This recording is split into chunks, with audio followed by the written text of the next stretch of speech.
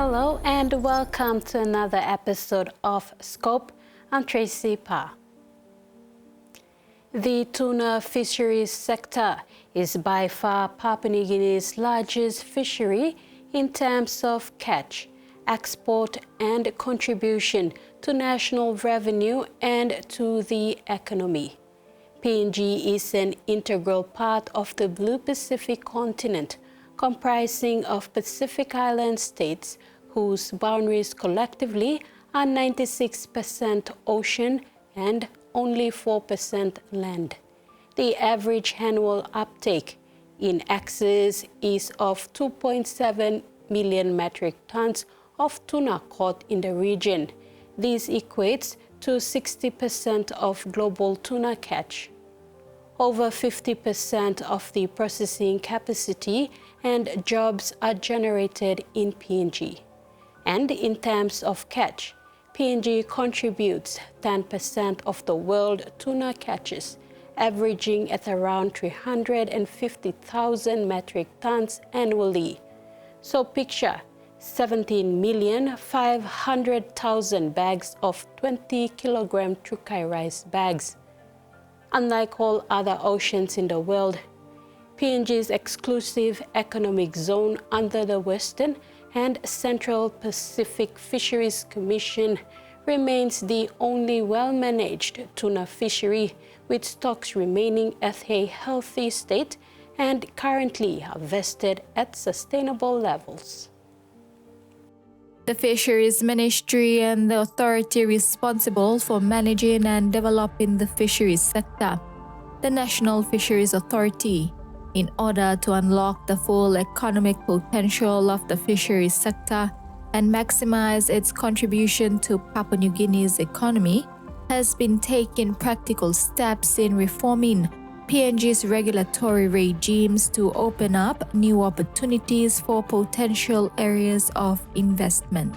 Recently, a two-day tuna investor consultation took place between the Fisheries and International Trade and Investment Ministries, NFA, and 6 fishing companies: RD Corporation, Frabel Corporation, International Food Corporation Limited, Fongchun Formosa Limited, TVWAN Industries, and Trimarine International. We are optimistic about the future, particularly with the anticipated reopening of the Majestic Tuna Corporation and the potential of new foreign direct investment in PNG's tuna industry. The launching of the tuna domestication strategy and an updated national tuna fisheries management plan during the first half of this year will consolidate the sustainable management and development of our tuna fisheries sector. The government of PNG is committed to supporting the sustainable growth of the fisheries sector. We are not just making commitments, we are implementing policies that drive real change. To further strengthen the industry, we are establishing a sector-based, state-owned enterprise called Fisheries Capital Limited. Once approved by Parliament, this SOE will facilitate joint ventures, address industry inefficiencies, and make strategic investments along the tuna value chain to enhance the overall business environment. This year is a very special year for Papua New Guinea. This year, on the 16th of September, we will celebrate 50 years of independence.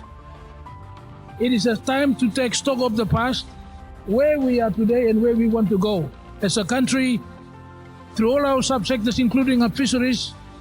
And this is a really good time to have a discussion on the future of the fisheries industry.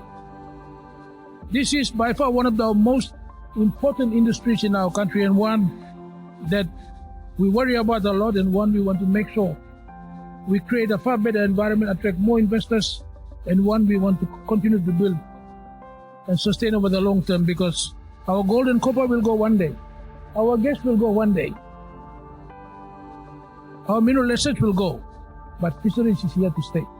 And I think by now you would already sense the direction in which Papua New Guinea is heading. We have shifted gear.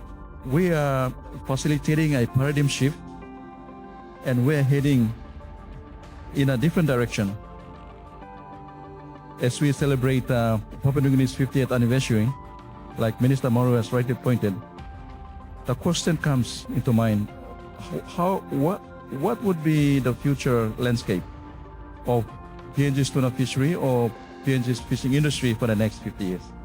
PNG is the leading tuna processor in the Pacific, with 6 processing plants and a combined daily processing capacity of over 1,000 metric tons.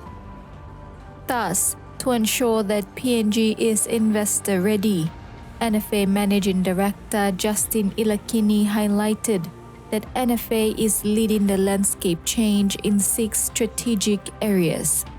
We are reviewing the National Fisheries Management Act. That is currently we're going to be updating it. We're going to be modernizing it. Some of you have already in receipt of our National Tuna Management Plan. It's under consultation. The tuna domestication policy, for the first time, we will launch it. Oh, where are we with this one? An appropriation bill has already been prepared with our legislative people, and by next month it will be cleared to go up to Cabinet and to Parliament. That will change the way we have been doing business for the last 30 years. From generating, since Maraperoso government came into being, and since Minister Wong under his leadership, we were able to go beyond the 600 million kina mark in terms of generating revenue from resource grant. And we realized that that's how far we can go. We cannot go beyond that. It's like you have a stone and you want to squeeze water out of it. You cannot squeeze water out of it anymore. That's how far we can go now in maximizing VDS revenue. We need to change. If the government needs more money to maximize its fisheries asset, we need to change the legislation. We need to change the way we have been doing business. Hence, the sectoral SOE. The establishment of the SOE is aimed towards strengthening private sector partnership. The corporate establishment will be launched in March and will focus on non-fisheries regulated activities in the interim, while awaiting legislative reforms, that is, the Fisheries Capital Authorization Bill, to be given legal clearance. Do more than just collecting 20%. So that's one of those areas that the new state entity will target. If you cannot process that round-hole tuna, we will take it. Let me make it clear. The state will take it, not us. So, those are some of those inefficiencies in the sector where we cannot continue to export round-hole tuna while our government wants downstream processing. We've got to make a change. The key outcomes of the consultations that took place on February 17 and 18 are the realignment of RD Tuna Canner's fishing and processing operations, supported by tuna integrated companies Dongwon Industries, Trimarine International, and FCF Co. Limited. Together we met every company, ones that have been within our country for the last 30 years, brought in by former leaders, and we looked at some new companies and the new strategic ways to implement the new programs that we brought in. Most of it ties down to the domestication policy, trying to come in because they can see the potential in growing the industry, and they want to be part of it. And we're slowly going through the process to ensure that we have the right companies that will come in to help us grow the industry with our partners that we've had in the past. Stay tuned. After the break, Southern Highlands records highest number of police reservists pass out following a 6-month training under a partnership initiative with the Royal Papua New Guinea Constabulary.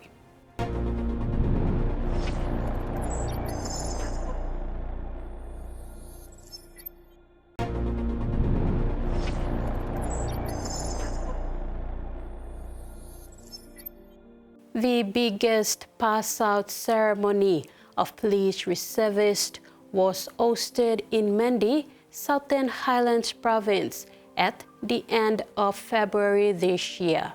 351 young men and women underwent 6 months of training under the Royal Papua New Guinea Constabulary as part of a partnership with the Southern Highlands government to address and respond to law and other issues in the province. 351 police reservists, comprising of men and women, underwent 6 months of training to be qualified as police reservists.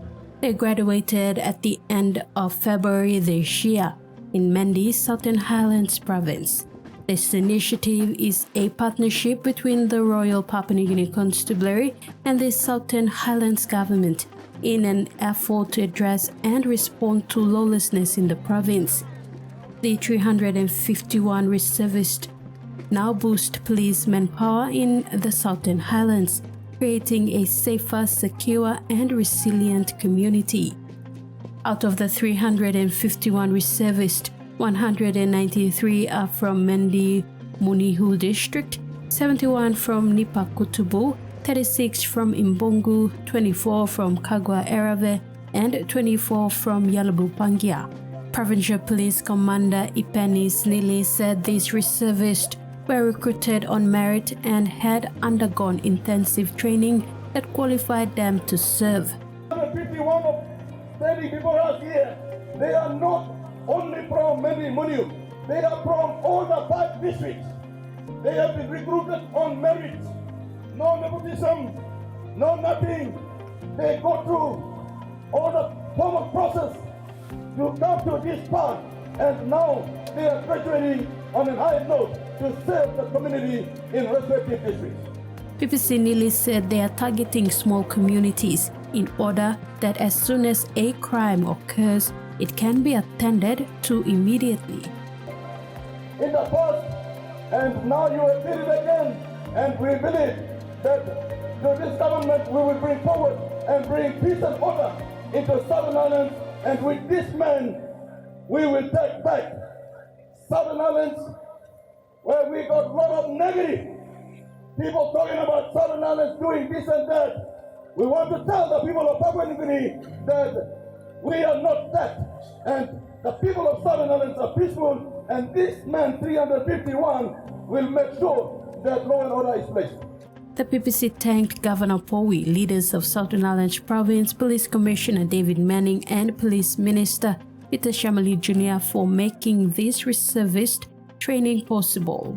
Assistant Commissioner of Police for Crimes Ojes Ete said the reservist and auxiliary training program was phased out, but the police hierarchy made an exception for Southern Highlands. It is the first of its kind in Southern Highlands and hopefully could be rolled out in other provinces as well.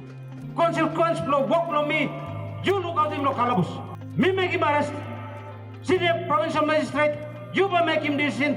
Ever look out him lo kalabus. It has to be a sectoral approach.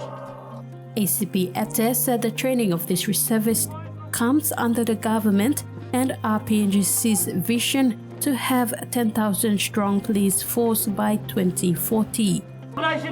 Commissioner has a vision, and that is to allow the police, Royal Papua New Guinea Constabulary, to be able to achieve 10,000 by 2030. The department will facilitate programs where you one man who said PPC blow you, PSC blow you, look him, you walk him good, you will be recognized and be recommended to become regulars.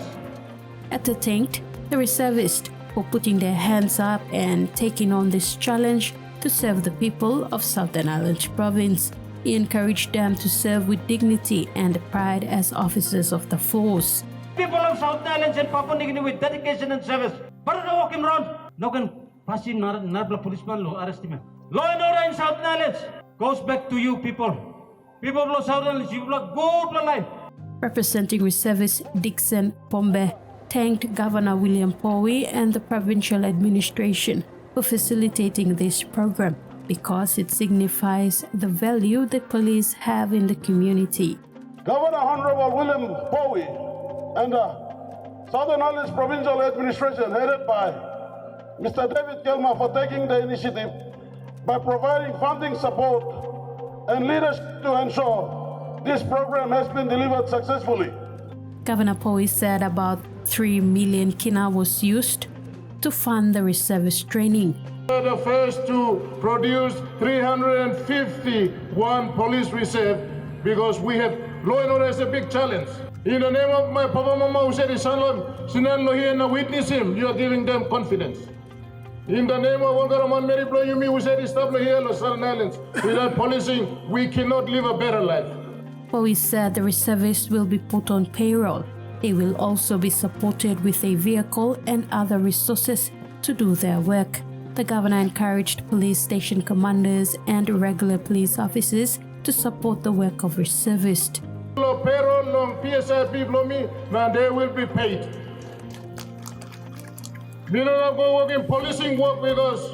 I mean work me don't go working. Me to me friend lo life me. You know can thing was and display like something. It was raining but now I am giving sun. No one will take back our province. And police by working work may take back so you will you can work in SME.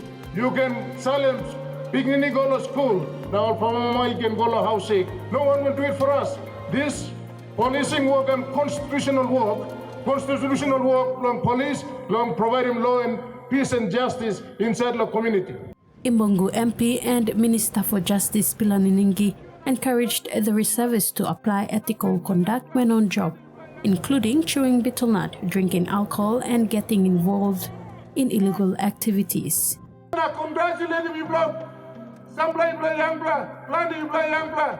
He come, take him time, train, now come now. Please, diploma sa pull him low. One dog system passing, you must lose him. Today you Narbla man.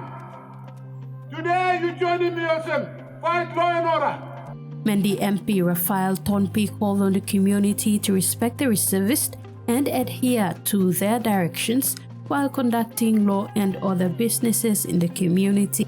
Before us, you know, Narbla man, all man will say stablo meri. Sabe stablo nipa, lo yelebu, lo pangia, lo imbongo, lo kagua. Starting today, we must respect him all. You respect him, policeman. You respect him, law. All mama was sit and good. All people by go to school. All housing by stable right. Plus play by stable right. Increase in job opportunities could minimize the crime rate in Papua New Guinea's capital city. That's next.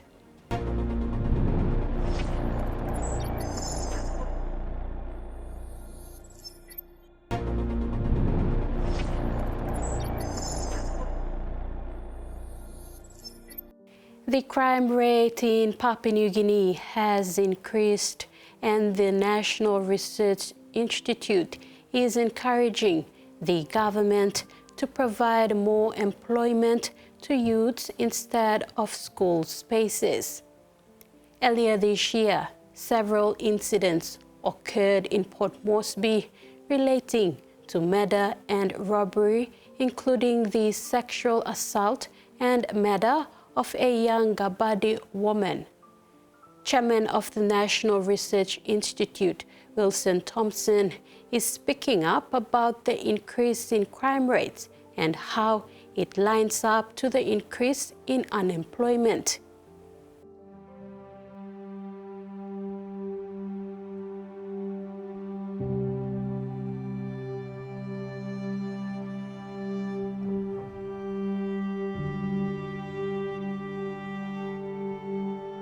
Margaret Gabriel and Lina Lumbalihi died horrific deaths at the hands of their countrymen just a week apart.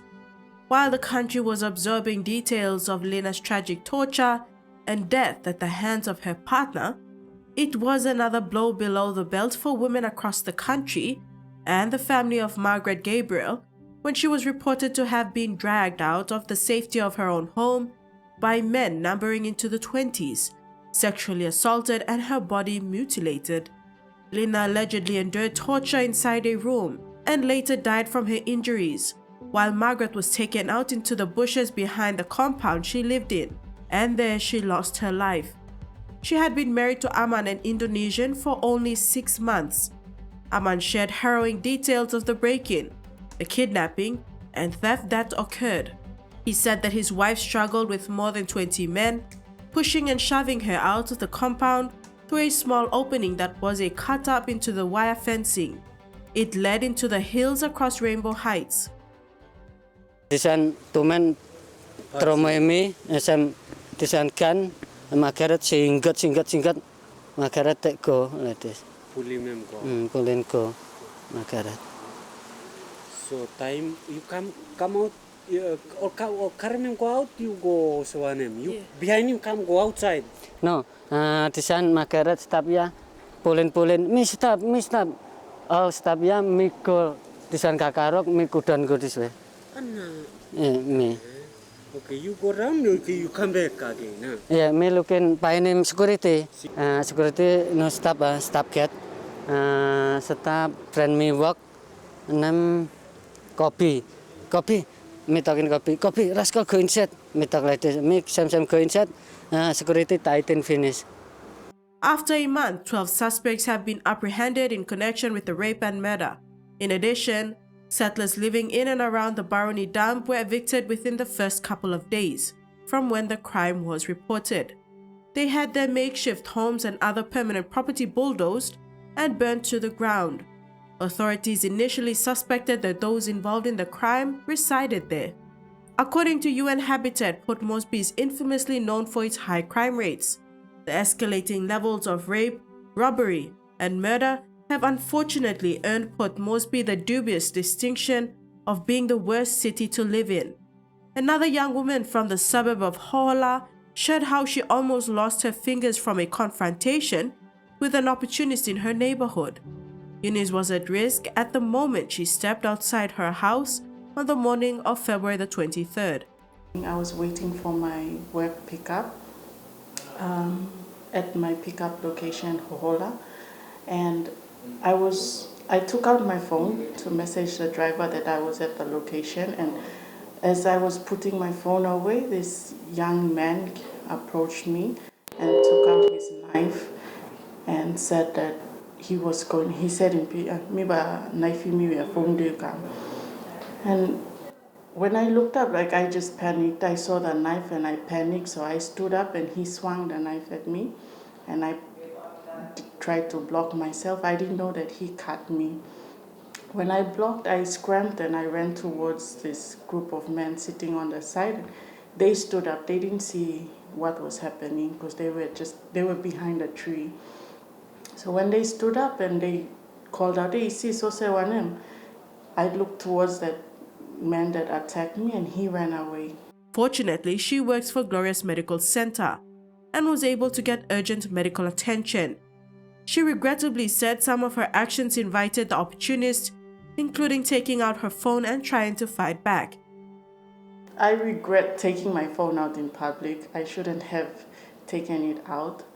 I could have stayed at home inside and alerted the driver that I was going to the pickup location. And yes, I should have given him the phone. But when you're in that situation, you panic, and all that you thought you should have done, you don't nothing. You just react. So I just reacted out of panic, and when I saw the knife swinging at me, I blocked. She went on social media to tell her story and advised young women in the city to take precaution when in public. This just shows that Port Moresby is no longer safe for especially women to be moving around alone or by themselves. So I just want to say to all women who live in Port Moresby, please take extra precautions out there. Take care and be safe. Chairman of the National Research Institute, Wilson Thompson, is speaking up about the increase in crime rates and how it lines up to the increase in unemployment. According to NRI research, increase in employment and income opportunities will be the solution to a fall in crime rates. We really need to increase our outputs in the agricultural space, forestry and fisheries. So that creates the employment. And we are talking about the crime in the city and all this problem. Everyone is now jumping up and down because something happened, something bad happened. What we are saying is that these people that are in Port Moresby, they have been attracted and they are still going into Port Moresby. For example, if you look at the highlands, all the coffee plantations are no longer in operation. If you go down to the coast, there's no coconut plantations or rubber plantations. Where are the people going to? Those people who were working there previously, all of them decided that, they need to go and get employed. So everyone is going into the towns and cities. And we can talk about all these issues. What we need to do is create employment opportunities back in the rural areas.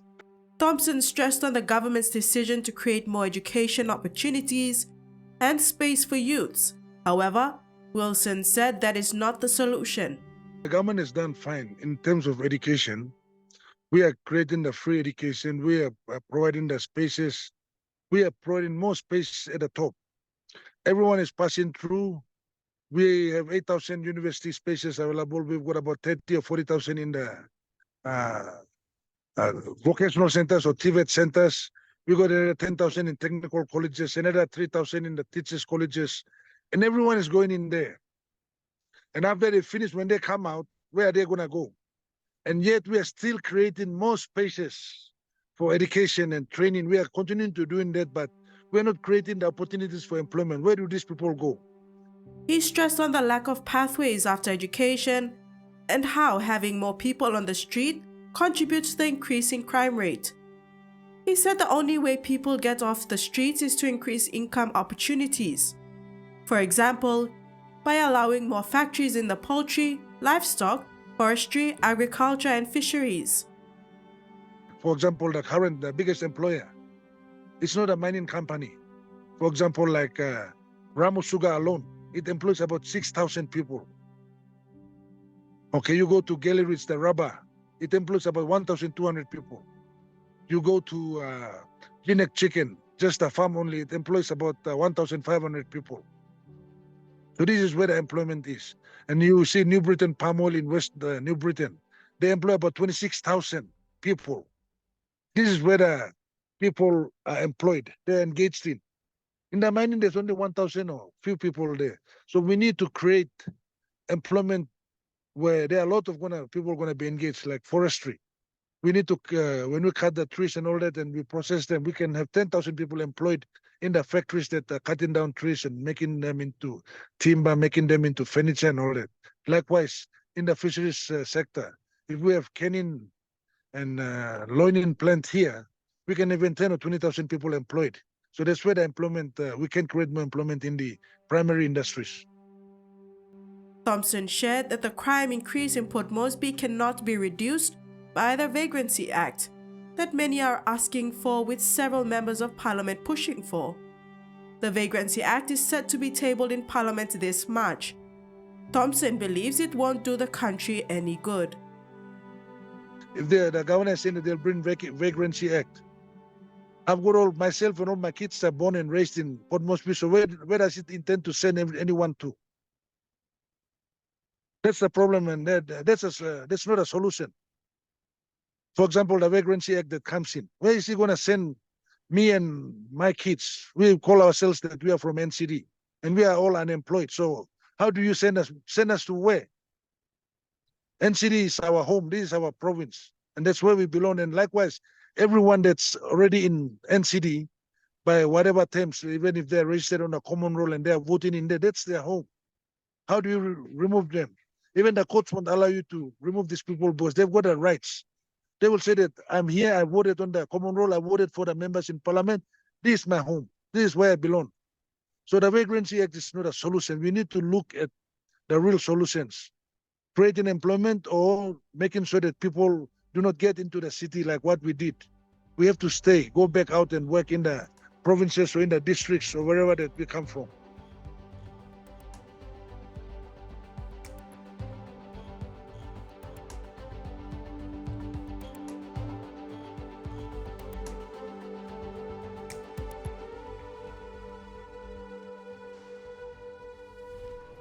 If you have an interesting story you'd like to share with Scope, send us an email. You can also watch the rerun of this episode on our YouTube page.